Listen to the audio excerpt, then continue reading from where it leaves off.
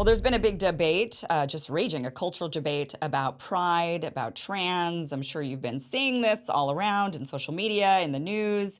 And really, in my mind, the debate has kind of gotten to a point where it's hitting its Me Too moment, where maybe it's just going a bit too far in one direction to the point where legitimate claims are now potentially being co-opted and used in order to gain other agendas. And, the whole thing just might end up collapsing in the end when it just swings too far in one direction. That's just kind of my feeling on it. But that doesn't mean there aren't legitimate claims regarding everything that's going on in this culture debate. I want to play this clip of our next guest who's going to be joining us having this discussion, a very nuanced discussion about this culture war. This is Brad Palumbo, and he was debating Michael Knowles from the Daily Wire. Check out this clip. I believe there's two biological sexes. They are immutable. But there's a lot that we attach to gender that is social.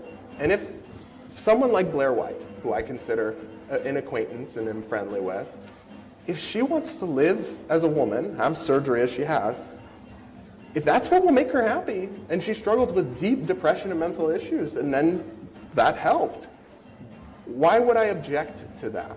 And moreover, why would I embrace some sort of one-size-fits-all government approach that would legally force somebody with C-cup tits to use the men's room and the boys' locker room? It doesn't make any sense.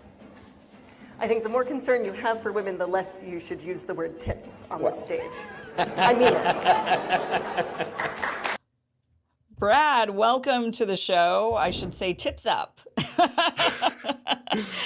clip that will never, I think, stop following me. Look, I think it was perhaps an inartful word choice in a debate venue, but I also think, frankly, there's a lot of overreaction to it. It's not that big a deal.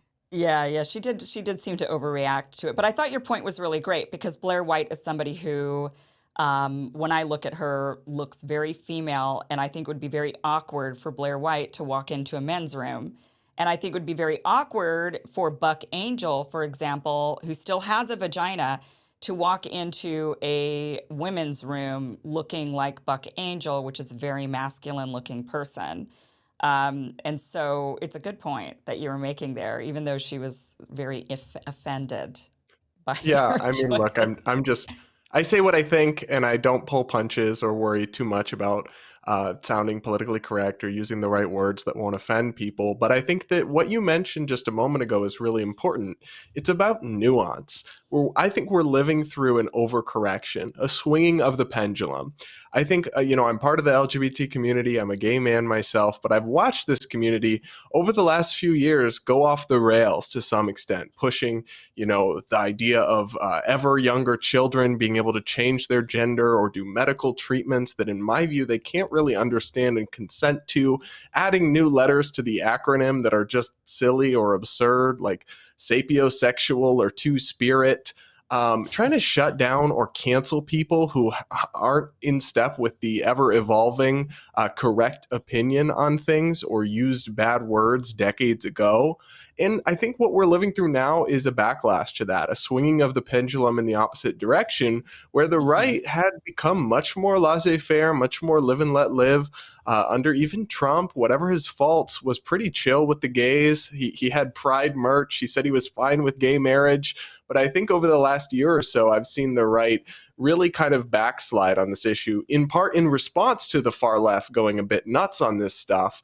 And so now we're seeing people like Michael Knowles, who I debated, call for government action to quote unquote eradicate transgenderism, the ideology, not the people. And we're seeing this push that's really throwing the whole baby out with the bathwater, right? Not just maybe we need to protect kids, protect fairness in women's sports, but actually it should be illegal for trans adults to get medical treatments. We've seen bills in a few states to that effect. Or we've seen people like Michael Knowles say it should be outlawed to cross-dress or to live your life as a trans adult. I'm sorry, I just think people are going way too far with a lot of this backlash, and they're just failing to see the nuance that there have always been some people, a very rare slice of society, that experience intense gender dysphoria. And to me, if they want to live their life as adults, like I said in that clip, I'm all for it. Live and let live. Do what will make you happy as long as you're not hurting anybody else.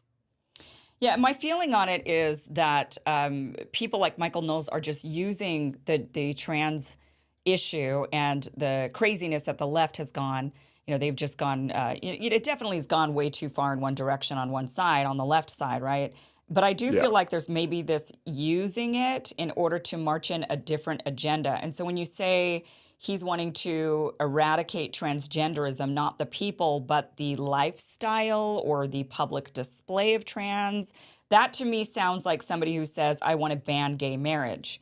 And they're Yes, they using do.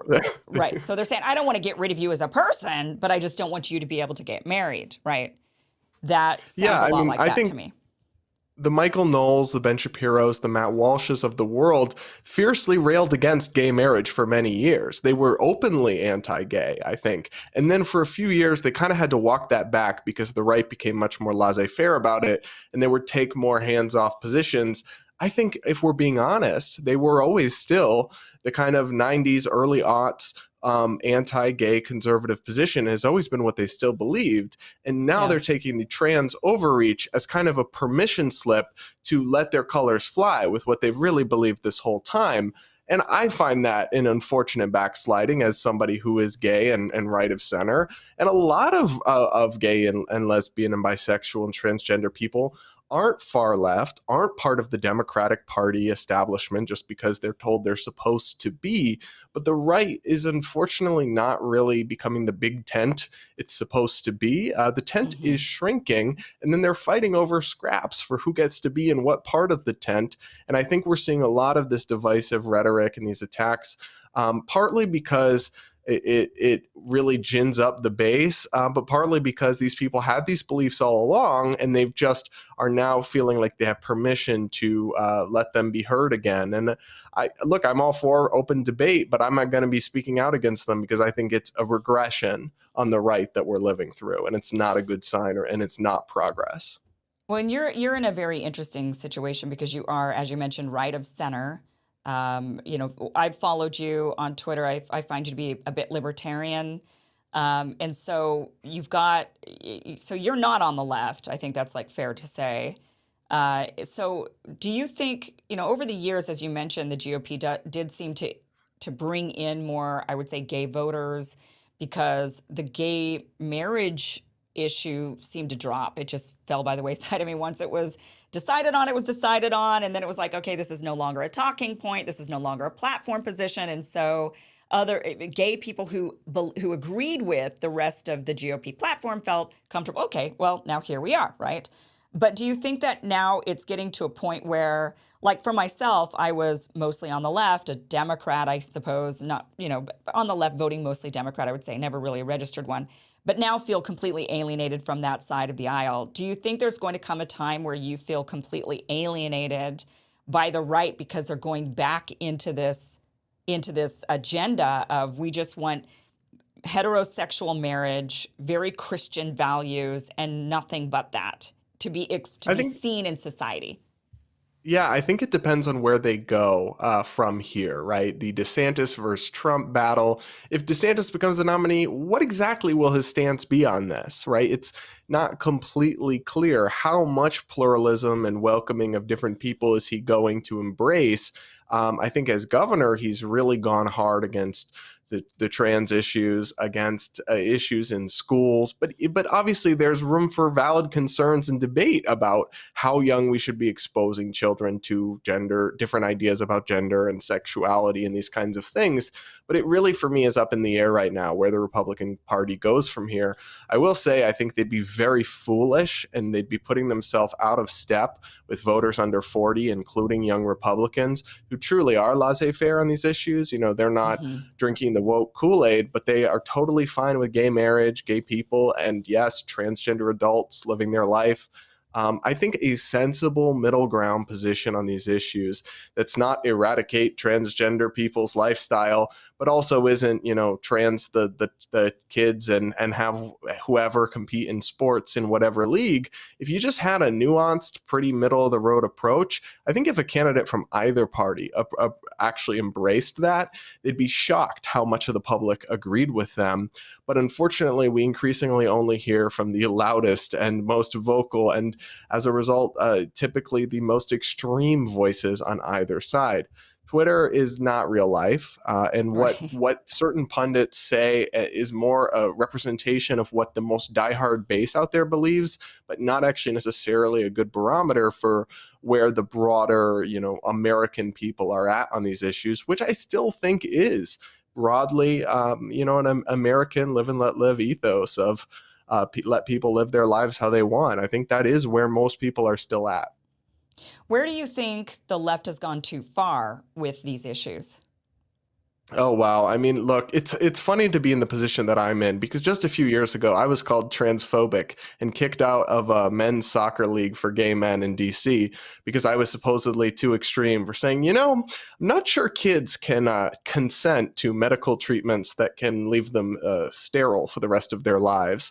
I think clearly the issue of youth gender medicine, they have gone too far, too fast. They've pushed treatments that are often irreversible, treatments that I don't think young minds, prepubescent people can really consent to or wrap their head around the idea that they will never be able to have kids or maybe sexually dysfunctional because of if you start puberty blockers and then you do cross-sex hormones and you never go through the birth sex of your puberty, those things can happen. I think that was a relatively very small number of children for a long time that had gender dysphoria, but we've seen this explosion. And as a result, I think people on the left have embraced some pretty radical responses to that. That people of good faith across the political spectrum aren't comfortable with. And then they've gone too far even again by screaming at people and calling them bigots if they have any concerns. I mean, canceling J.K. Rowling, trying to Hmm. pretend that there's no biological differences in sports that we need to take into account. I think the left, or at least the most vocal people, not your everyday Democrat voter, I think probably wouldn't agree with a lot of this nonsense, but the talking heads and the journalists and the establishment politicians have embraced a series of nonsensical positions on these things. Gender doesn't exist. Anyone can play any sport. It's not unfair. You're just a bigot if you think Leah Thomas, perhaps it's not fair to compete with women's swimmers when Leah was just competing with the men's a few years ago. Some Hmm. of the stuff is beyond parody at this point. And then you combine that with the intolerance they have for dissenting views that were even just mainstream a few years ago, and you get a backlash, which I think is what we're living through right now. Yeah, absolutely. There's definitely, and as you mentioned, many reasons to have backlash. I mean, biological males in women's sports shouldn't be happening. I think that's pretty clear. Kids being exposed to certain, there's a variety. One actually, I don't think we have the tweet, but there was one thing that was brought up on Twitter, and it was that there were, what was it, the furry conventions, and they made the law that it needed to be adults only, and you were like, what do you mean it wasn't already 18 and over? Yeah, Do we so a know, were furry kids? convention, Yeah, go ahead. which for folks that don't know is a kink where people dress up as animals. It's a sexual thing. A furry convention in Florida announced that in response to DeSantis's laws, they will be making it 18 and up at their convention.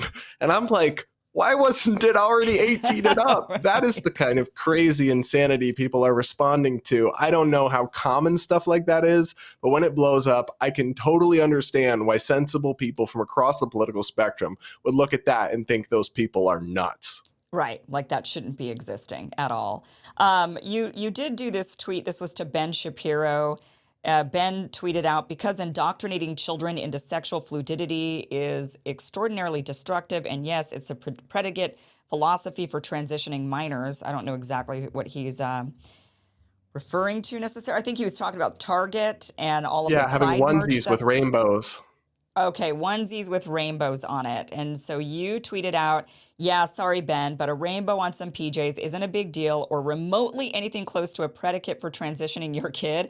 A lot of y'all are conflating legitimate concerns about the overreach of trans activists with your very obvious aversion to anything LGBT.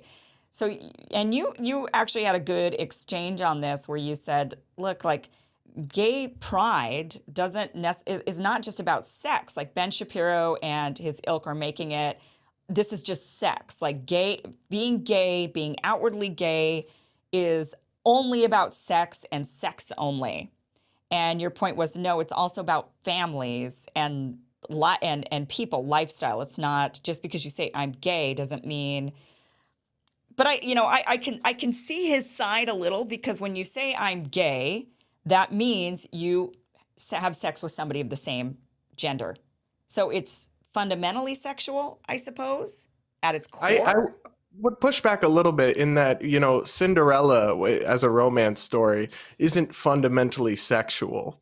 I think it's fundamentally Even though she ends up with the romantic. prince to have sex with him. Right. Yeah, But there's a right. difference between sex and romance. And I would Okay. perfectly agree that, being gay and talking about what being gay means acknowledging same-sex romance. What I would, the fact that, some men fall in love with other men or some women fall in love with other women, but it doesn't actually require you to talk about sex with children, to just simply acknowledge that gay people exist, any more than, explaining what it means that their older sister has a boyfriend doesn't require you to discuss the sex with them. And Right. I think there's an unfortunate conflation with many social conservatives and I will also shout out to the gay community, doesn't help themselves when they do hypersexualize pride events sometimes. You will Mm-hmm. see pride marches where they're in fetish gear. I have criticized that. But that's not the whole gay community, not even close. And there is an idea of pride simply that, a lot of kids have gay parents. They have two same-sex parents. A lot of kids have brothers or sisters or who are part of the LGBT community. And I don't understand why people are scandalized by the idea of a rainbow on a piece of pajamas. I don't know that I would necessarily do it or buy it for my kid if I had one, but it just doesn't seem that big a deal to me. And it just seems kind of snowflakey to get so Yeah. outraged over relatively minor things when you're conflating them with your valid concerns about things that are truly matters of fundamental seriousness, like irreversible medical treatments of children. You don't want to be making those arguments in the same breath that you're triggered by pride onesies at Target. I mean, I think you're doing your own argument a big disservice by making that conflation. Yeah, absolutely. I agree with you on that. And I can see your point now when you say, no, it's about romance. This is about families. It's same thing as Cinderella. Same thing as if I were to say, yeah, I got, a husband, then it's like, well, so now you're talking about sex when you talk about your spouse, because what do you do with your spouse? So I think you make a really great point there. And I enjoy watching your arguments, especially you've taken on a lot of the guys from Daily Wire. Daily Wire is a very conservative, religious organization, I would say, and the GOP seems to be pretty divided, or the right seems to be pretty divided these days between the more libertarian viewpoint, which is a live and let live, and that real conservative, religious viewpoint, which is a very different, right? Not so live and let live, but live my way, or else. Yeah. Uh, I think those are so. two types of religious viewpoints, because there are religious people who are live and let live but advocate for their values. Then there are some who want to use the government to push those values. And Right. that's where I have my big disagreements with the folks of the Daily Wire. Yeah. I want to transition and now talk about Robert F. Kennedy Jr. You're not a fan. You are a libertarian, mostly. Well, you're not a libertarian, but you're libertarian-esque. That's what I say about myself, too. I'm libertarian-esque, right? Libertarian-ish. What is your beef with him? So you don't like him. You think he's a censor monger. So what is your beef? What do you like about him first, before you go into what you don't like about him? Well, like many people from, across the independent political thinking spectrum, I was initially, attracted to RFK Jr. as a candidate because I heard him railing against COVID lockdowns, against vaccine mandates, against censorship, speaking out. And, obviously, underlying his ideology is he's a progressive. He believes in the Green New Deal. He believes in a lot of policies I don't share. And so he was probably always a non-starter for me for those reasons, but I at least was very attracted to his message and wanted to learn more about him. Because of these things I was hearing him say that are different, opposing lockdowns, opposing censorship, and all of that. But then when I looked more into his past, I was kind of disturbed by what I found because I'm a First Amendment absolutist. Free speech is increasingly my number one issue. And he unfortunately has a record of advocating in his history as an environmental activist to censor people. He has said that the Koch brothers should be in jail for their quote unquote climate denial. He said CEOs, and he wishes there were a law he could punish politicians who don't support his climate policies under. He's listed ideological nonprofits that he thinks the federal government should basically put out of business because he disagrees with the positions they've taken on climate change. And I'm not somebody who thinks climate change is all a Chinese hoax or a denier or anything, but obviously it's an issue of tremendous complexity where people of good faith can have widely different views about what the right policy approaches are, how serious it is, the extent. I mean, you can go back and watch An Inconvenient Truth, Al Gore's old documentary. A lot of the predictions from the people, RFK Jr., that wing of the climate movement, have not come true. So clearly there are a lot of matters of legitimate debate on this issue, but RFK has pretty openly advocated for censorship of the people on the other side of this issue for him throughout his career, and that's deeply disturbing to me as somebody who's committed to free speech for all people across the political spectrum, even my most diehard opponents. We have that Daily Beast article that you wrote the opinion, and I didn't know they let people from the right write for Daily Beast. So they do. They let people who are right of center. Okay, that's interesting to know. But in here, you do catalog a lot of the things that he has said. Now, we actually have a clip of RFK Jr. saying one of these things that you mentioned in your piece here. So let's go ahead and play that clip. Do I think they should be in jail? I think they should be enjoying 3 hots and a cot at The Hague with all the other war criminals who are there. What about politicians, people who express I skepticism? think they're selling out the public trust. And, I think those guys who are doing the Koch brothers bidding and who are against all the evidence of the rational mind are saying that global warming doesn't exist, that they are contemptible human beings, and that, I wish that there were a law you could punish them under. I don't think there's a law that you can punish those politicians under, but I think the Koch brothers should be prosecuted for reckless endangerment? Absolutely. That's a criminal offense, and they ought to be serving time for it. All right, well, thank you very much. Appreciate it.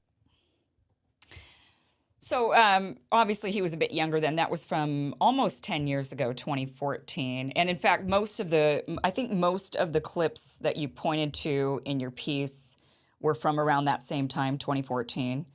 Do you think that there's any room for change in that 10 years? I mean, I think I've said things in the last 10 years that I definitely, that were a bit authoritarian at times. Like once in a while, it comes out until we have to check ourselves and say, wait a minute, I've changed my mind on this.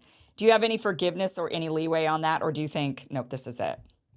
Well, I think I certainly do, but I would just say that, he was pushing, I think, 50. He wasn't a young, spry chicken in that clip, right? He wasn't 25, fresh out of college in his, goth phase or something. But what I'll say is, all I would need to see is a full and complete repudiation of those views, but I have not seen it from him. And then I would just say I don't believe in cancel culture. I don't think you should write people off for life because they have one horrendous take. But he is running for the most important job in the country, right? To be president of the United States. That's a pretty grave responsibility. He's asking to be entrusted with the full power and scope of our federal government, which is extensive, far too extensive, if you ask me. And for somebody who's shown, we've already seen the federal government weaponized against political opponents in recent recent years and a very disturbing trend. And for somebody who's expressed that kind of sentiment to have access to that much power, it concerns me greatly without a thorough and complete repudiation of those views. Even then, I would have some reservations, but I think that would be the place to start. He's certainly saying a lot of things that I think are sensible and do make sense. But again, for me, free speech is just a non-negotiable. And for me, his history is really concerning on that front. Interesting. I mean, you bring up some great points, and I wanted to share them. I really like RFK Jr. myself, but I like hearing all of the criticisms of him as well. And I do think that these are important criticisms because you're right. This to me sounds a lot like AOC. She makes, I once liked AOC and thought maybe she would make change when she got to Congress. And there was that hope when she was protesting outside of Nancy Pelosi's office. And then suddenly, she just kind of fell into the fold. And now she's like the biggest censorship czar that's in Congress, calling for people to be silent, saying that deplatforming works. And then, boy, is she going to get a rude awakening when Tucker Carlson's back on Twitter. But, she's very, very authoritarian that way. And that to me is very, very scary. If there's anybody who scares me, anybody who's pushing censorship, I think is the scariest person we could stick in office. So I understand. I hear you. I would like to hear from him, and maybe I'll talk to him again. I've had him on the show a couple of times, and maybe I'll have a chance to ask him about these. Next time I talk to him, I will talk to him about these positions and see what he has to say about that. So, Brad, you're doing great work. Thank you so much. Tell us about your podcast. Yeah, check out the Base Politics podcast. You'll get an independent, right-of-center perspective on politics and news. And then I also co-host the Damage Control podcast, where I give my kind of sensible center-right take on LGBT issues, pushing back on both extremes. But thank you so much for having me, Kim. Thanks for being on, Brad. Great to see you.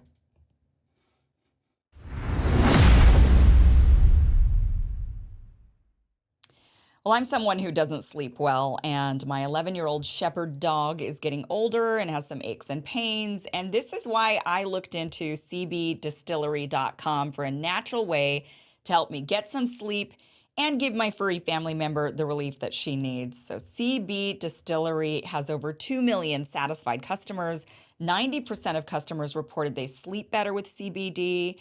81% said CBD helps them with stress. 80% said CBD helps with aches and pains after physical activity. And if you struggle to get a good night's sleep, if you're dealing with too much stress and could use a little calm in your life, if you suffer with pain and discomfort, especially after physical exercise, then try CBD from the source that I trust, cbdistillery.com. And you're going to get 20% off your order when you enter my name, Kim, at checkout. There's no prescription required. That's cbdistillery.com, promo code Kim for 20% off.